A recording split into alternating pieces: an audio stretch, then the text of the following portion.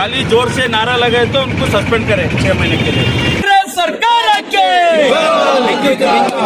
भारत माता की भारतीय जनता ಪಕ್ಷದ ಹೋರಾಟಕ್ಕೆ 4 दिन पहले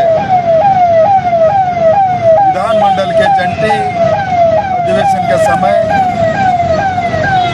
गौरवान्वित राज्यपाल भाषण दे करके जो बाहर जा रहे थे तब कांग्रेस के कई विधायक उनको रोकने का कोशिश किया। गलत तरीके से उनका बर्ताव था। इसको लेकर के भारतीय जनता पार्टी उसका खंडन करती है और आज बीदर जिले में युवा मोर्चे की ओर से और अपना दोनों मंडलों की ओर से उस प्रतिभटन में हमारा मांग है कि स्पीकर साहब जो गलत बर्ताव किया, जो एमएलएस है, एमएलसीज है, उनको निलंबित करे और उनके ऊपर केस करे, ये हमारी मांग है। बीदर युवा मोर्चा की तरफ से आज जो प्रोटेस्ट करे सदन में जो हरकत पीके हरिप्रसाद के ओर से हुआ है, संवैधानिक चेयर पे रहने वाले हमारे राज्यपाल के भाषण होने के बाद विधानसभा से बाहर जाने के टाइम रोकने का जो रौडी प्रवृत्ति से रोकने का काम कांग्रेस के कुछ एमएलएस करे हैं, वो हम खंडन करते हैं। और बार बार संविधान बोल के पुकारने वाले राहुल गांधी जी, सिद्धरामैया जी, डीके शिवकुमार जी को और स्पीकर को हम पूछना चाहते हैं उनके ऊपर एक्शन क्यों नहीं हो रहा। बीजेपी के 8 एमएलए सदन में कुछ नहीं करे, खाली जोर से नारा लगाए तो उनको सस्पेंड करें 6 महीने के लिए। आज राज्यपाल के सामने रौडी के जैसा जाके ठहर के उनको अपमान करे सो एमएलएस को बचा ले रहे। ये प्रवृत्ति इस राज्य के लिए सही नहीं है और कर्नाटक का नाम पूरा देश में खराब करने का काम जो कांग्रेस के एमएलए करे उसको हम खंडन करते हैं। भारत माता की भारतीय जनता ಪಕ್ಷದ ಹೋರಾಟಕ್ಕೆ ಭಾರತೀಯ ಜನತಾ ಪಕ್ಷ ಬೀದರ್ ಜಿಲ್ಲಾ ಯುವ ಮೋರ್ಚಾ ಹಮ್ಮಿಕೊಂಡಿರುವಂತಹ ಈ ಹೋರಾಟದಲ್ಲಿರುವ ಹಿರಿಯರಾದಂಥ ಭಗವಂತ ಭಗವಾನ್ ಅವರೇ, ಇನ್ನೋರ್ವರು ಹಿರಿಯರಾದಂಥ ಗುರುರಾಜ್ ಜಾಗತಿಕರ್ಜಿ ಅವರೇ, ಜಿಲ್ಲೆಯ ಯುವ ಮೋರ್ಚಾ ಅಧ್ಯಕ್ಷರಾದ ಸಂತೋಷ್ ಅವರೇ, ಪ್ರಧಾನ ಕಾರ್ಯದರ್ಶಿಗಳಾದ ವೀರೇಶ್ ಅವರೇ, ನೆರೆದಿರುವಂಥ ಎಲ್ಲ ಯುವ ಮೋರ್ಚಾ ಪದಾಧಿಕಾರಿಗಳೇ, ನಗರ ಮಂಡಲ ಪದಾಧಿಕಾರಿಗಳೇ, ಮೊನ್ನೆ ನಡೆದಂಥ ಘಟನೆ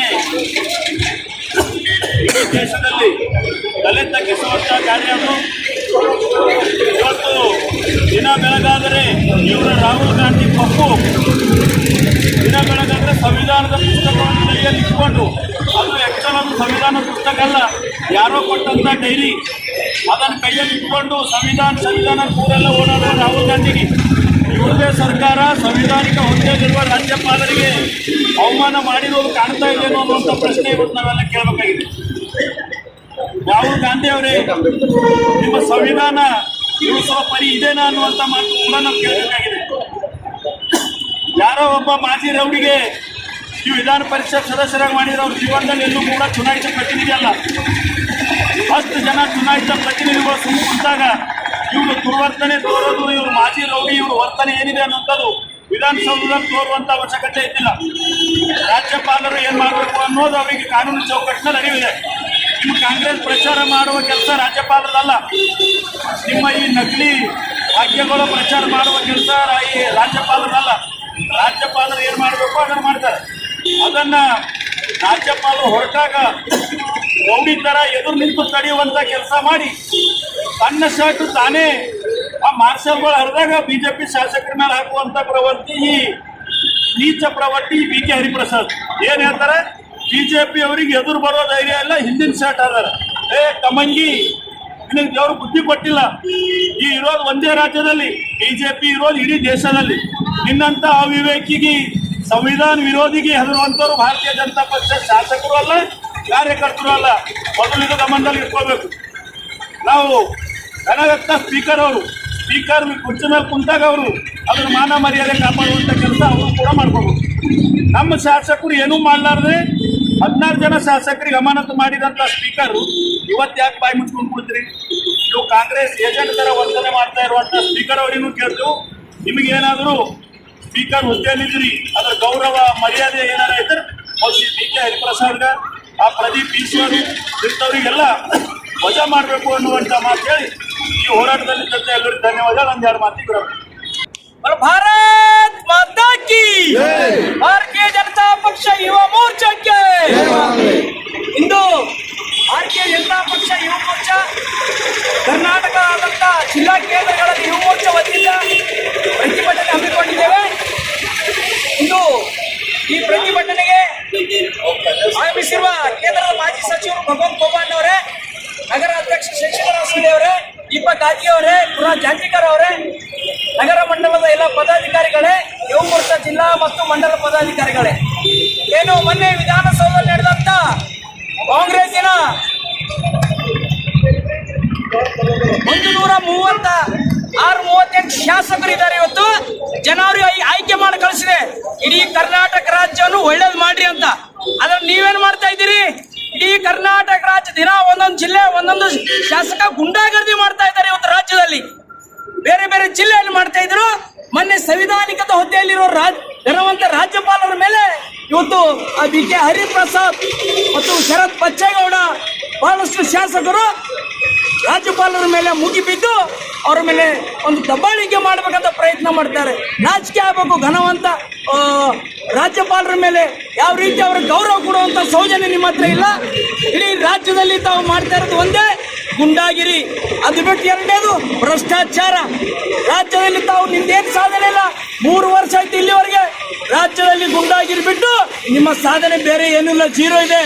ಮುಂದಿನ ದಿನಮಾನಗಳಲ್ಲಿ ಭಾರತೀಯ ಜನತಾ ಪಕ್ಷ ಯುವ ಮೋರ್ಚಾ ವತಿಯಿಂದ ಎಲ್ಲೆಲ್ಲಿ ತಾವು ಜಿಲ್ಲೆಯಲ್ಲಿ ಜಿಲ್ಲಾ ಕೇಂದ್ರಗಳಲ್ಲಿ ತಾವು ಕಾರ್ಯಕ್ರಮ ಮಾಡ್ತೀರಿ, ಯುವ ಮೋರ್ಚಾ ವತಿಯಿಂದ ಅವ್ರಿಗೆ ತಡೆ ಇಡುವಂತ ನಾವು ಕೆಲಸ ಮಾಡ್ತೀವಿ. ಯಾಕಂದ್ರೆ ಇದು ರಾಜ್ಯದಲ್ಲಿ ಮಾಡ್ತಾ ಇರೋದೇನು ಗುಂಡಾಗಿರಿ ಬಿಟ್ಟು ಅದಕ್ಕೆ ಬಿಟ್ಟು ಏನು ಮಾಡ್ತಾ ಇಲ್ಲ. ಮುಂದಿನ ದಿನಮಾನಗಳಲ್ಲಿ ಮುಖ್ಯಮಂತ್ರಿ, ಉಪಮುಖ್ಯಮಂತ್ರಿ, ಮಂತ್ರಿಗಳು ಎಲ್ಲಿ ಸರ್ಕಾರದ ಕಾರ್ಯಕ್ರಮ ಮಾಡ್ತೀರಿ, ಸರ್ಕಾರ ಕಾರ್ಯಕ್ರಮ ತಾವು ಮಾಡತ್ತ ಲಾಯಕ್ಕಿಲ್ಲ. ಯುವ ಮೋರ್ಚಾಕ್ಕೆ ತಡೆ ಹಿಡುವಂತ ಕೆಲಸ ಮಾಡ್ತೀವಿ. ಇಡೀ ರಾಜ್ಯ ಅಂತ ಹೋರಾಟ ನಡೆದಿ ಎಚ್ಚರಿಕೆ ನೀಡ್ತೀವಿ. ಒಂದು ಮಾಧ್ಯಮ ಮುಖಾಂತರ ಇದ್ಕೊಂಡು ಕೆಲಸ ಮಾಡ್ರಿ, ಇಲ್ಲಾಂತ ಮುಂದಿನ ದಿನಗಳಲ್ಲಿ ಯುವ ಮೋರ್ಚಾ ವತಿಯಿಂದ ಉಗ್ರ ಹೋರಾಟ ಮಾಡಬೇಕಾಗುತ್ತೆ. ಸರ್ಕಾರ ಯಾವುದೇ ಕಾರ್ಯಕ್ರಮ ನಿಮಗೆ ನಾವು ಮಾಡ್ಲಿಕ್ಕೆ ಬಿಡಲ್ಲ. ಯುವ ಮೋರ್ಚಾ ಅದು ತಡೆ ಇಡುವಂತ ಕೆಲಸ ಈ ವೇದಿಕೆ ಮುಖಾಂತರ ಘಂಟಾಘೋಷವಾಗಿ ಹೇಳ್ತೀವಿ. ಧನ್ಯವಾದಗಳು. ಮೊನ್ನೆ ನಡೆದಂಥ ವಿಧಾನಸಭೆಯಲ್ಲಿ ಕರ್ನಾಟಕದ ಘನವೆತ್ತ ರಾಜ್ಯಪಾಲರ ಭಾಷಣದ ನಂತರ ನಡೆದಂಥ ಘಟನಾವಳಿಯನ್ನು ಬೀದರ್ ಯುವ ಮೋರ್ಚಾ ಘಟಕದ ವತಿಯಿಂದ ಹಾಗೂ 2 ಮಂಡಲಗಳ ಸಹಕಾರ ಸಹಯೋಗದಿಂದ ಖಂಡಿಸುವಂಥ, ಧಿಕ್ಕರಿಸುವಂಥ ಈ ಹೋರಾಟಕ್ಕೆ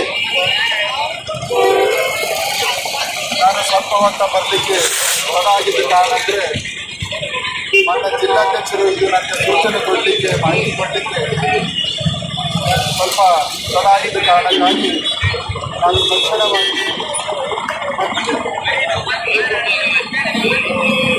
ಕಾಂಗ್ರೆಸ್ ಪ್ರಜಾಪ್ರಭುತ್ವದ ವಿರೋಧಿ,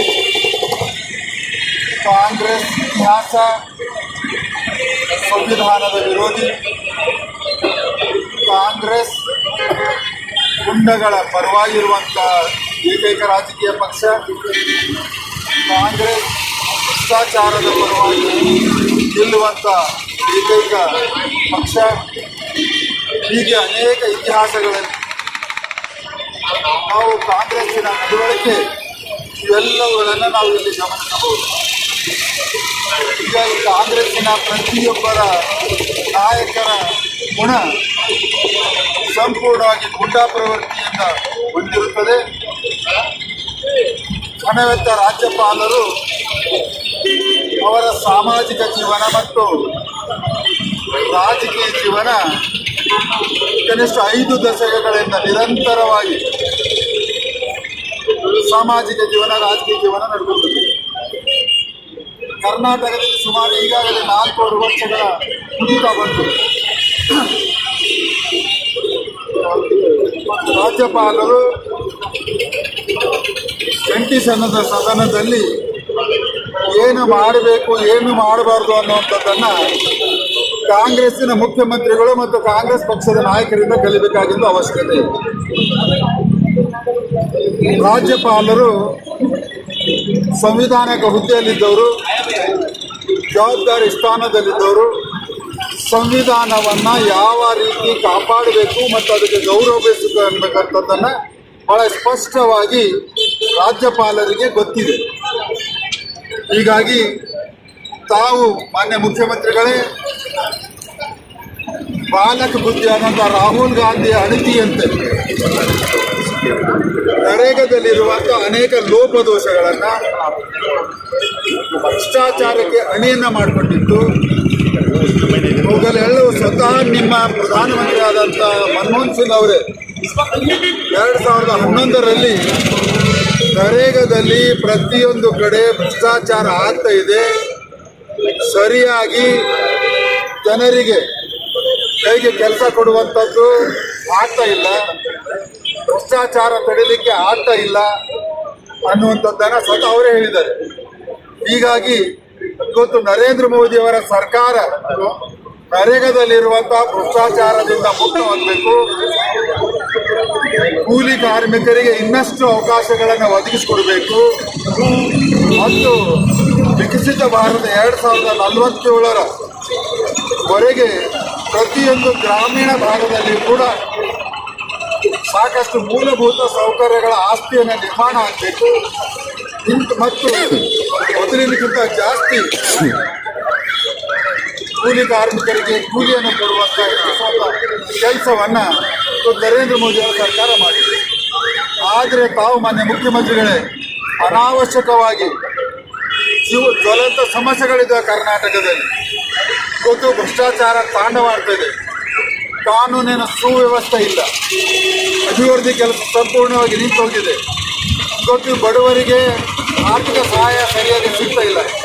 ಇಂಥ ವಿಷಯಗಳನ್ನು ಅಧಿವೇಶನದಲ್ಲಿ ಚರ್ಚೆ ಮಾಡಲಾರ್ದನ್ನು ಬಿಟ್ಟು ಯಾವುದು ಮೋದಿ ಸರ್ಕಾರ, BJPಯ ಸರ್ಕಾರ ರೈತರ ಪರವಾಗಿ, ಕೂಲಿ ಕಾರ್ಮಿಕರ ಪರವಾಗಿ, ಭ್ರಷ್ಟಾಚಾರದ ವಿರುದ್ಧವಾಗಿ ತಂದಿರುವಂಥ ವಿಕಸಿತ ಭಾರತ ಗ್ರಾಮೀಣ ಶ್ರೀರಾಮ್ಜಿ ಅನ್ನುವಂಥ ಹೊಸ ಯೋಜನೆಯನ್ನು ಒಂದು ಸಂಜೀವಿನ ರೂಪದಲ್ಲಿ ಇವತ್ತು ಸಂಪೂರ್ಣ ದೇಶದ ಗ್ರಾಮೀಣ ಭಾಗಕ್ಕೆ ತಂದುಕೊಂಡಿದ್ದಾರೆ.